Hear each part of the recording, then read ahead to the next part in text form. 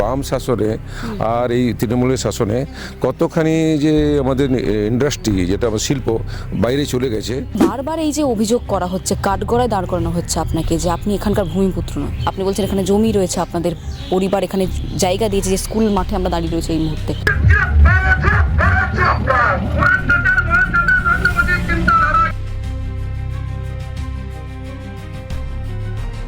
আমি এখন নিজের স্বার্থের কথা ভাবছি না, আমি এখন ভাবছি আমি রাষ্ট্রীয় স্বয়ংসেবক সঙ্গে স্বয়ংসেবক।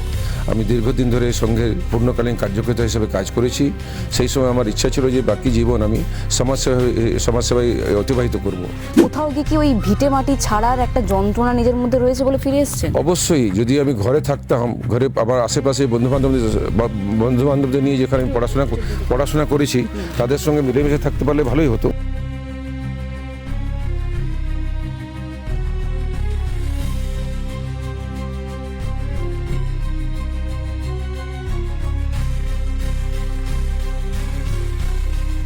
গ্রামে যারা থাকে আমরা চায় পেয়ে চর্চা করে আমরা সমস্ত যে স্থানীয়ভাবে যে পাড়ায় আছে পাড়ার সঙ্গে বসে তাদের কি অভাব অভিযোগ, তাদের কি প্রয়োজনীয়তা আছে সেটা আমরা আলোচনা করি। আমার ব্যক্তিগত জীবন এমনি সাদাসিধে আছে। আমি কোনো আমরা অনাডম্বরপূর্ণ জীবনযাপন, আমার সাধারণ সাদামাটা খাই, সাদামাটা পোশাক পরি। 20 বছর থেকে আপনি জেল খেটেছেন বা সেই অভিজ্ঞতা রয়েছে বা আন্দোলন প্রতিবাদের এই অভ্যেসটা রয়েছে। কাজ করতে করতে অভিজ্ঞতা আসবে, সেজন্য আমার বিশেষ প্রয়োজন নেই। তোমরা উচ্চশিক্ষিত, আমার তো ছোট ছেলে বাইরে থেকে লন্ডন থেকে পড়াশোনা করেছে।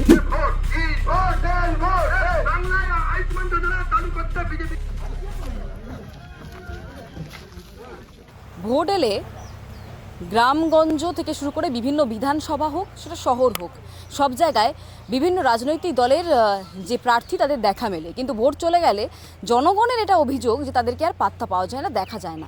এই মুহূর্তে দাঁতনে রয়েছে এবং দাঁতন বিধানসভাতে সেখানকার সাধারণ মানুষের সাথে কথা বলা হয়ে গেছে। এবার কথা বলবো আমরা প্রার্থীর সাথে।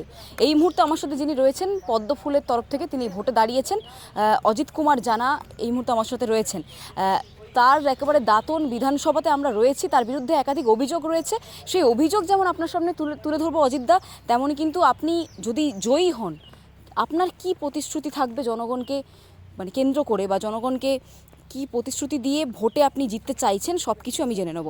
তার আগে অভিযোগ আপনার বিরুদ্ধে সেটা আমি বলে নিই। সেটা হলো এখানকার তৃণমূল কর্মী যারা রয়েছেন তাদের একটা অভিযোগ রয়েছে যে আপনি এখানকার ভূমিপুত্র নয়, আপনি বাইরে থেকে এসেছেন এবং ভোট চলে গেলে আপনি আবার চলে যাবেন। এটার উত্তর আপনি কি বলবেন? এটা একটা অভিযোগ তৃণমূলের যে লোকেরা করে থাকে। প্রকৃতপক্ষে এটাই আমার গ্রাম, এই স্কুলে আমার পড়াশোনা হয়েছে। আর এই স্কুলে আমি তখন এই স্কুলটি ছিল 8ম শ্রেণী পর্যন্ত ছিল, জুনিয়র মিডল ইংলিশ স্কুল হিসেবে ছিল। আর এই স্কুলটি আমার জ্যাঠামশাই যিনি বলরাম জানা উনি দিয়েছেন, ওনার মায়ের নামে উনি ওটাকে উৎসর্গিত করেছেন এই যে স্কুলটাকে। আর সেটা হয়েছে স্বাধীনতার আগেই 1946-এ স্কুলটি স্থাপনা হয়েছিল। আর আমি ছোটোবেলা থেকে এখানে প্রাথমিক বিদ্যালয়ে পড়াশোনা, বাকি ক্লাস 8 পর্যন্ত পড়াশোনা সেটা আমি এই বিদ্যালয়ে করেছি। এই পাশাপাশি আর আমার এই পাশেই বাড়ি আছে, সেই বাড়িতে আমি এখান থাকি। আমার নামে জমি জমা আছে। আমি কার্যসূত্রে কাজের কারণে আমি বাইরে চলে যেতে হয়েছিল, কারণ আপনারা জানেন বাম শাসনে আর এই তৃণমূলের শাসনে কতখানি যে আমাদের ইন্ডাস্ট্রি যেটা আমার শিল্প বাইরে চলে গেছে বিভিন্নভাবে। শ্রমিক আন্দোলন, কাজ করতে না দেওয়া, বন্ধ, তার ফলে কী হয়েছে, আমার এখানে কাজ করার কোনো সুবিধা ছিল না। আমি একজন কর্মী, খুব কাজ করতে ইচ্ছে ছিল। আপনি বলছেন যে আপনাকে বাধ্য করা হয়েছিল যে কাজের সূত্রে অন্য রাজ্যে চলে যাওয়ার জন্য? হ্যাঁ, এখানে কোনো কাজের সুযোগ সুবিধা ছিল না। তখন আমি অন্য রাজ্যে গিয়ে, বিশেষ করে আসামে গিয়ে আমি আমার কাজ শুরু করি। আর ধীরে ধীরে ওখানে আমাদের কাজের বিস্তার হয়। বিস্তার হওয়ার পরে আমি যখন মনে করলাম যে আমার ছেলেরা যারা উপযুক্ত হয়ে গেছে কাজের সময়, তাদেরকে দিয়ে তখন আমি বাড়ি ফিরে এসে আমি এখানকার স্থানীয় যে কার্যকর্তারা আছে তাদের সঙ্গে মিলে বিজেপির কাজ করছি এখানে। আর কর্মসূত্রে যে কেউ যদি কোনো চাকরি করে, সে যদি কোনো বাইরে যায়, কোনো ব্যাংকে কাজ করে বা কোনো সরকারি অফিসে কাজ করে বা প্রাইভেটে কাজ করে, তাকে তো অনেকদিন তো বাইরে থাকতেই হয়। আর সে যখন ফিরে আসে তাকে কি আর আমরা বলি ভূমিপুত্র নয় বা ও বাইরে থেকে এসছে? তো এখন হচ্ছে কি আমি এখানকারই লোক, এখানকারই আমার পরিচয়, আমার নামে ভোটার কার্ড এখানে আছে, আমি সব এখানকারই স্থানীয়ভাবে সকলের সঙ্গে মিলেমিশে কাজ করছি, আমি এখানকার ভূমিপুত্র। কিন্তু বারবার এই যে অভিযোগ করা হচ্ছে, কাঠগড়ায় দাঁড় করানো হচ্ছে আপনাকে যে আপনি এখানকার ভূমিপুত্র নয়। আপনি বলছেন এখানে জমি রয়েছে, আপনাদের পরিবার এখানে জায়গা দিয়েছে, যে স্কুল মাঠে আমরা দাঁড়িয়ে রয়েছে এই মুহূর্তে। মানে এমনি এমনি তো কেউ আর আপনাকে এরকম দোষারোপ দেবে না।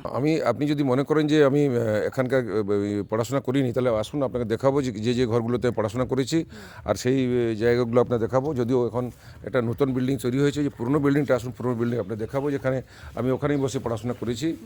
আর সেই বিল্ডিংটা এখন ভগ্ন অবস্থায় আছে, সেটাকে এখন আর নতুন করে সারানো হচ্ছে না, কিন্তু সারানোর অবস্থাতে নেই, এখন আর নতুন বিল্ডিংটা হয়েছে। আপনি আসুন, এই যে পুরনো বিল্ডিং দেখছেন, এটা 1946 সালে তৈরি। আমার জ্যাঠামশাই যিনি এটা তৈরি করেছিলেন ওনার মায়ের নামে, এই স্কুলে আমরা পড়াশোনা করেছি। এখানে ক্লাস 8-এর এখানে ক্লাস হতো, এইখানে আমি পড়াশোনা করেছি ক্লাস 8-এ। এই ভেঙে চোরা যে বিল্ডিং রয়েছে এখানেই আপনি পড়াশোনা করেছি।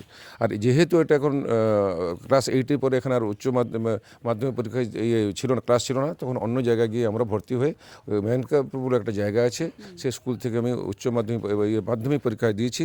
ওখান থেকে পরীক্ষা পাস করে আমি মেদিনীপুরে পড়তে গেছি। মেদিনীপুরে পরে ঝাড়গ্রামে থেকে আমি গ্র্যাজুয়েশন কমপ্লিট করেছি।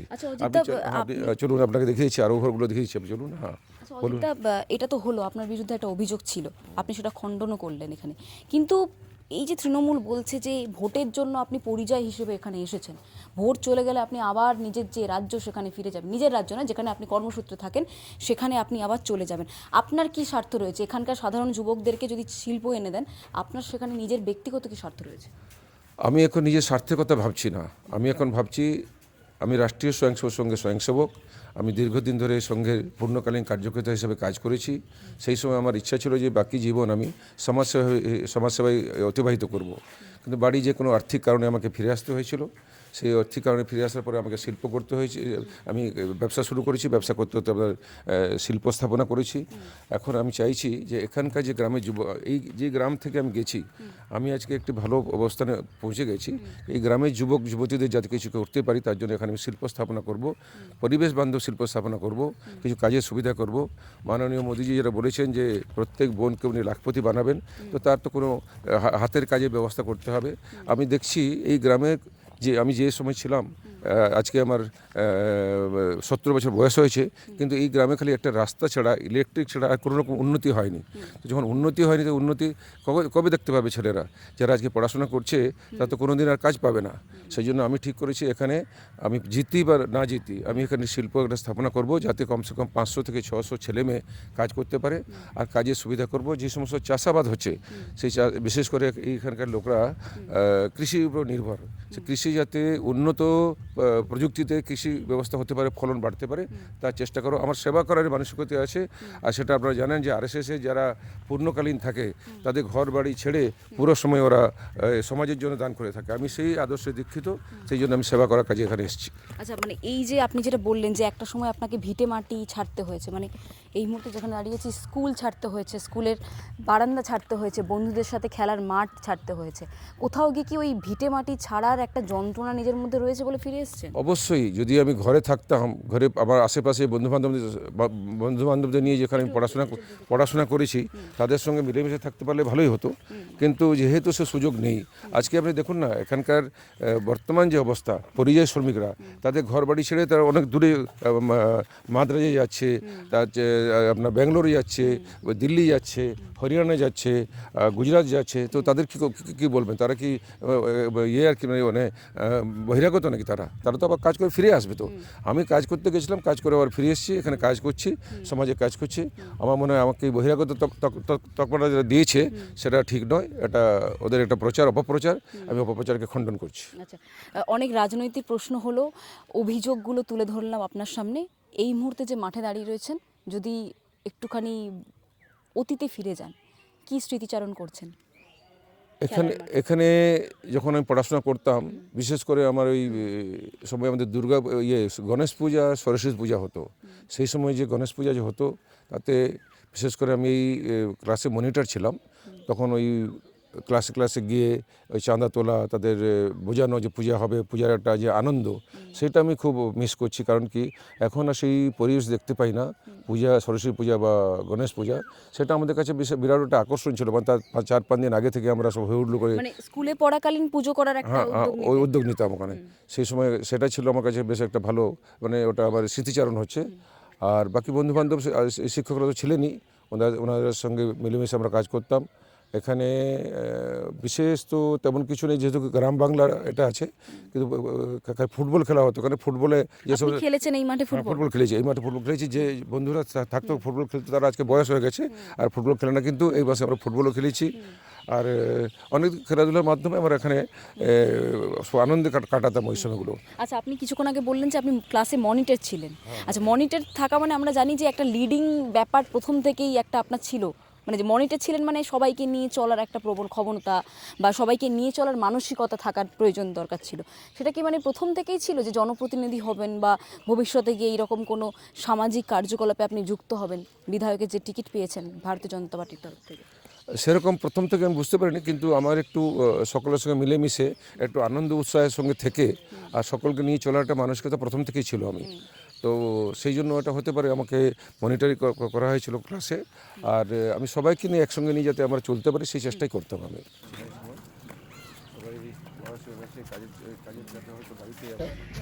তোরা তার মা রয়েছি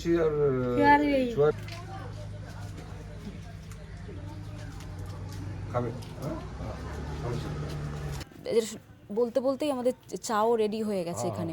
তো চা খেতে খেতেই আজকের এই ইন্টারভিউটা মানে শেষ করা যাক। ধন্যবাদ আপনাকে।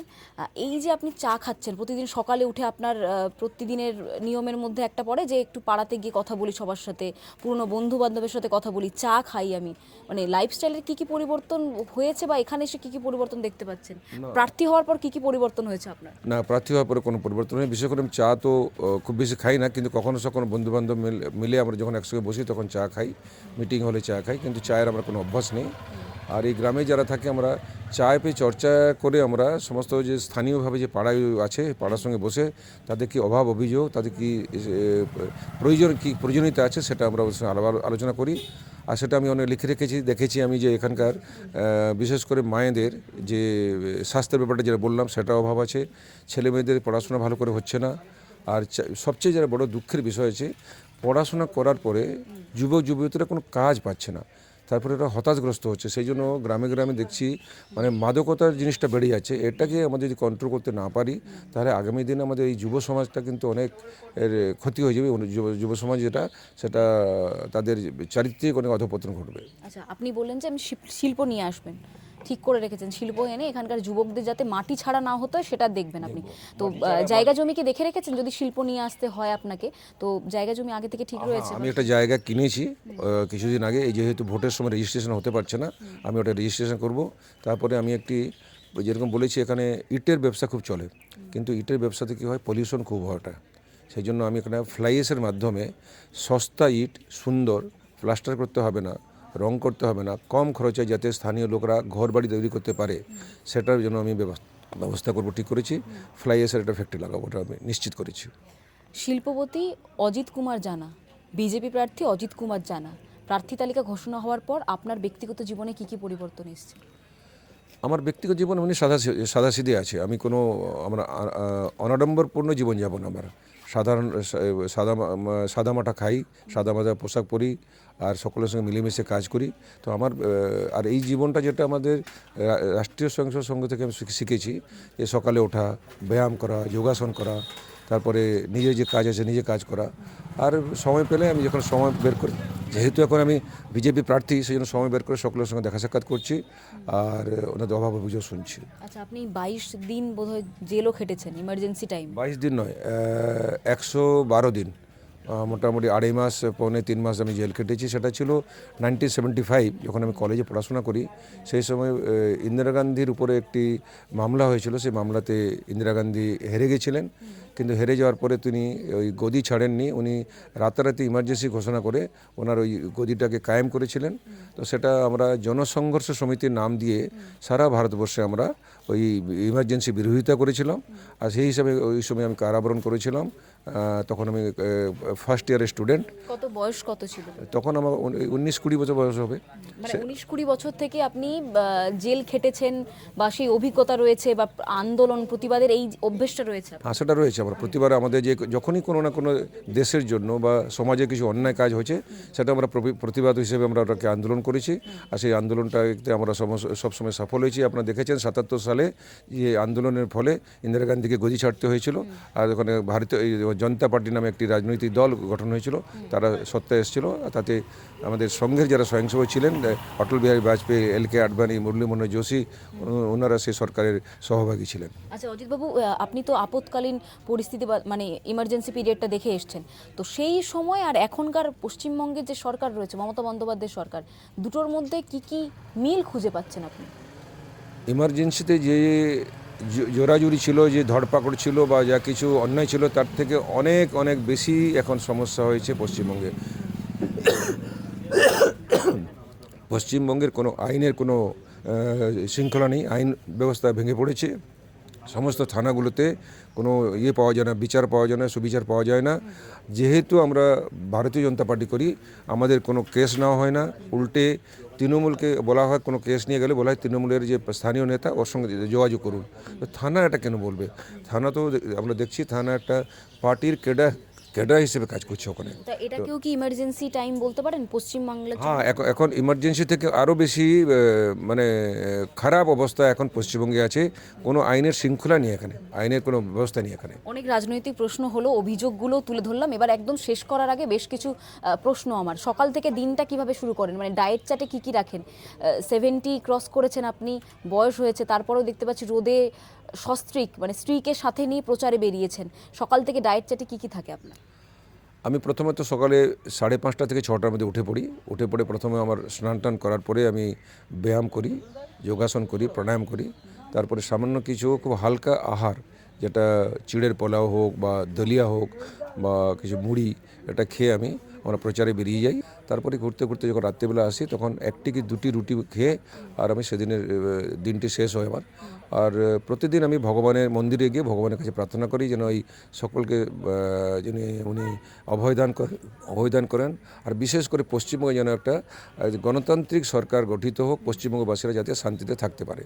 ছেলেরা কি বলছে? মানে আপনার ছেলে যারা রয়েছেন তাদের হাতে ব্যবসা দিয়ে আপনি নিজের মাটিতে ফিরে এসেছেন, তো ছেলেদের ফলত দায়িত্বটাও অনেকটা বেড়েছে। তো ছেলে এবং পরিবারের যারা রয়েছেন তারা কি বলছে? ছেলেরা তো প্রথমের দিকে আপত্তি ছিল, তাকে যে ওরা প্রথম বিজনেসে প্রবেশ করেছিল, তো বলে অভিজ্ঞতা তাদের প্রয়োজন ছিল। আমরা দেখো কাজ করতে করতে অভিজ্ঞতা আসবে, সেই জন্য আমার বিশেষ প্রয়োজন নেই। তোমরা উচ্চশিক্ষিত, আমার তো ছোটো ছেলে বাইরে থেকে লন্ডন থেকে পড়াশোনা করেছে, আর বড় ছেলে কলকাতা সেন্ট জেভিয়ার্স কলেজ থেকে BBA করেছে। এরা দুজনই খুব ভালো, আমার খুব মানে আমার কথাবার্তা আমাকে খুব শ্রদ্ধা করে, ভক্তি করে। তো আমি যখন বললাম যে রাজনীতিতে যাব আর ভালোভাবে কাজ করবো, তো ওরা আমাকে সহযোগিতা করেছে। আজকে আমরা যে নমিনেশন করতে যাব, তো আমার স্ত্রী, আমার বড় ছেলের বউ, স্ত্রী, আমার ছোটো ছেলে সবাই আমার সঙ্গে এসছে। তো তারা আমাকে বিভিন্নভাবে সর্বতভাবে সহায়তা করছে। আর এই যে এতদিন পর্যন্ত প্রচার করছি, তার যে আর্থিক খরচ আমি একাই বহন করছি, সেই জন্য আমার ব্যক্তিগত বলছি, সেটাও ওরা আমাকে সাহায্য করে আগে যাওয়ার জন্য চেষ্টা করছে ওরা। জীবনে যার সাথে এতগুলো বছর আপনি কাটিয়েছেন, আপনার স্ত্রী, তাকেও দেখতে পাচ্ছি জীবনে এরকম একটা গুরুত্বপূর্ণ সময় তিনিও বেরোচ্ছেন, রোদে বেরোচ্ছেন, আপনার সাথে প্রচারের সাক্ষী হচ্ছেন। স্ত্রীর কি মানে যখন উনি শুনলেন যে আপনি রাজনীতিতে আসতে চাইছেন, তো ওনারও তো দায়িত্ব অনেকটা বাড়লো, ওনার কি প্রতিক্রিয়া ছিল? যখন আমার বিয়ে হওয়ার কিছুদিনের মধ্যেই আমি ওনাকে বলেছিলাম যে আমার বয়স যখন 65-66 বছর বয়স হয়ে যাবে, তখন আমি বাড়ি থেকেই আমি বেরিয়ে গিয়ে সমাজের কাজে যুক্ত হব। তো ওনাকে আগে থেকে মানসিক প্রস্তুতি ওনাকে দিয়ে রেখেছিলাম যাতে কোনো বাধা না আসে। তো ওটা একটু দেরি হলো, 65 না হয় এটা 70 হয়ে গেছে, কিন্তু ওনার দিক থেকেও সহযোগিতা পুরো আছে। কোনোভাবে উনি কোনো বাধা দেন না বা কোনো অভাব অভিযোগ নেই। চায়ের কাপ যখন আমাদের শেষের পথে, তখন আমাদের আজকের এই সাক্ষাৎকার অজিত কুমার জানা, দাঁতনের পদ্ম চিহ্ন থেকে, যিনি বিজেপির হয়ে দাঁড়িয়েছেন, একসময় আরএসএস করতেন, 100 দিনেরও বেশি সময় ইমার্জেন্সি পিরিয়ডে তিনি জেলেও খেটেছেন, এবং তিনি মনে করছেন বাংলার এই যে ইমার্জেন্সি টাইম চলছে সেখান থেকে বের করানোর জন্য বাংলার জনগণের কাছে সরকার পরিবর্তন করাটা অত্যন্ত জরুরি, এবং তার জন্যই তিনি অন্য রাজ্য থেকে এই রাজ্যে ফিরে এসেছেন এই মাটির ছেলেদেরকে শিল্প দেওয়ার জন্য, এবং এই মাটিতে নিজের যে উন্নয়ন বা নিজের আর্থিক যে জীবন রয়েছে জনস্বার্থের জন্য অতিবাহিত করার জন্য তিনি দাঁতনেই ফিরে এসেছেন। এবং আজকে যে মার্কশিট আমরা পেলাম অজিত কুমার জানার সাথে কথা বলে, সেখান থেকে প্রমাণিত হলো যে তিনি বহিরাগত নয়, এই দাঁতনের মাটির ছেলে অজিত কুমার জানা। ক্যামেরায় শুভদীপের সাথে রিয়া, বাংলা হান্ট, পশ্চিম মেদিনীপুর।